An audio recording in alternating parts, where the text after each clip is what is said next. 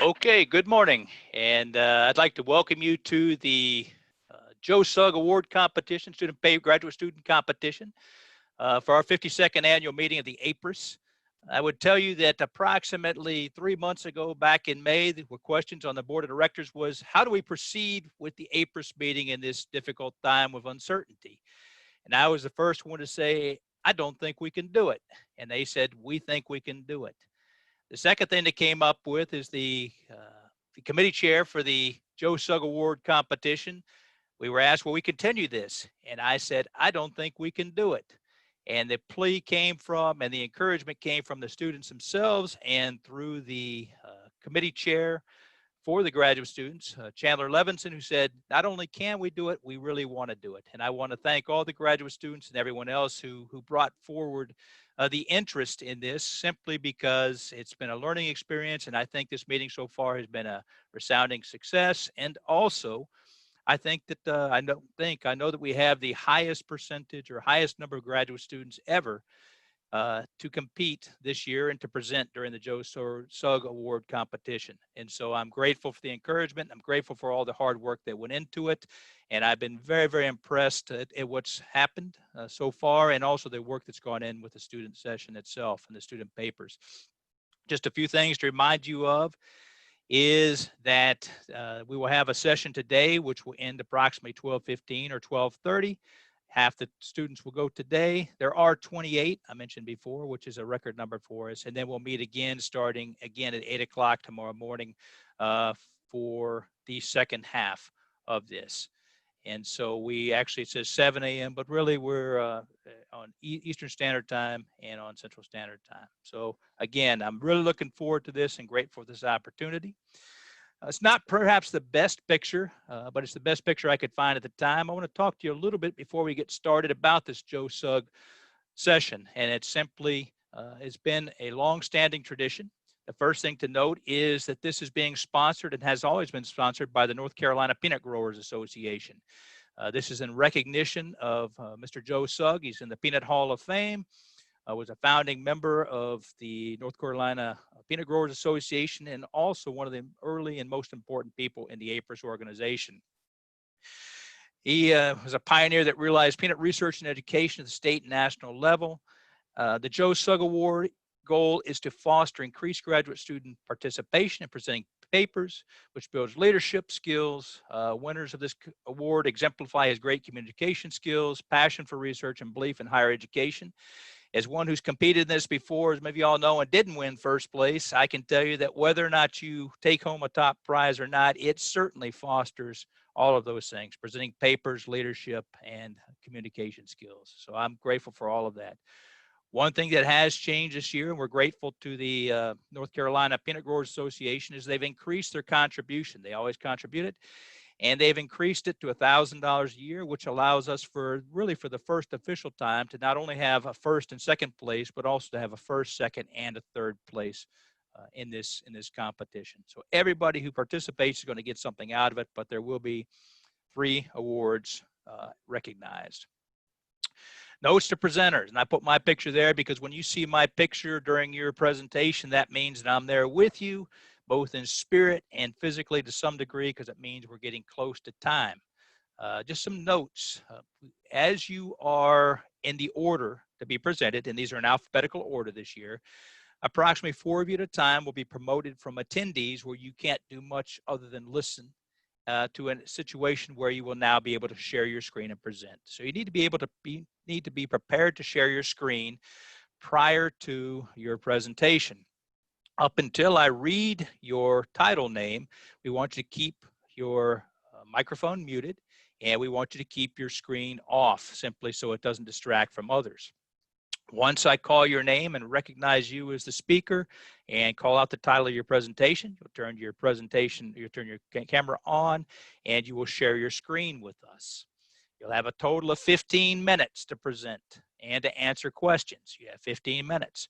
At 12 minutes, I'll take you from what we call spotlight video, where you're the only person who can be seen, and then I'll show it so that you can see my picture as well, my camera. And that means you've got 3 more minutes to go for questions and to wrap up. At 14 minutes, I'll wave my finger, says you got 1 minute to go, and at 15 minutes, your presentation and any questions you have answered or not answered will be ended so that we can stay on schedule. The questions will come from the audience, and I will be the one who will be reading those questions to you. So I'll make sure that they're done clearly. And please, based upon the questions, don't stop sharing your screen with us until the questions are over in case you need to go back on your presentation. But once your time is up, once the 15 minutes up, we'll assume that you'll quit sharing your screen and turn your camera off. So hopefully that's clear, and it's a little bit of bookkeeping. It's new for everybody. I certainly have learned a great deal, and I'm hoping that we won't have too many technical problems, though you never know with me here. So I do want to say before we get going any further on this, and again, this Joe Sugg is one of only 2 or 3 live sessions during the entire APRIS meeting in 2020. And I think that certainly shows the importance that our organization puts on both the graduate student participation, the quality of their presentations, and appreciation for their efforts. And certainly a live session allows us to ask questions and also participate more fully. This would not have been possible, I can assure you, without some special thanks to a group of individuals and also North Carolina Peanut Growers Association for their efforts to promote this and to support this. Again, I mentioned Chandler early. She came forward on behalf of all the graduate students when I said, I don't know how we can possibly do this. And she said, but we can and we want to. And so I appreciate that. Our executive officer, Kim Cutchins, with APRIS, has been instrumental in making sure that the foundation was laid to do this. Dr. Emi Kimura from Texas A&M has been a big help as far as figuring this out, as has Breen Kimmerite from American Peanut Council intern this summer.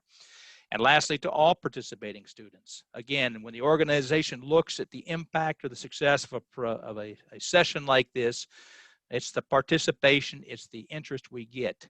And by doing it online this year, we don't just have students from Georgia or from Texas or from North Carolina. We also have students participating from across the ocean as well.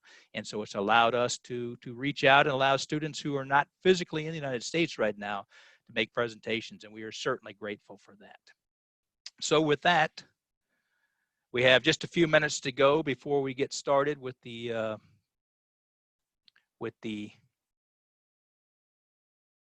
rest of the session, but I will check now and see if we have which of our students are in here. Okay. We will wait just a couple more minutes. If there's any questions from me, we can ask them now. We'll wait just a couple more minutes to give one of our speakers a chance. We're a few minutes early. And once we have all the students here, we'll get started.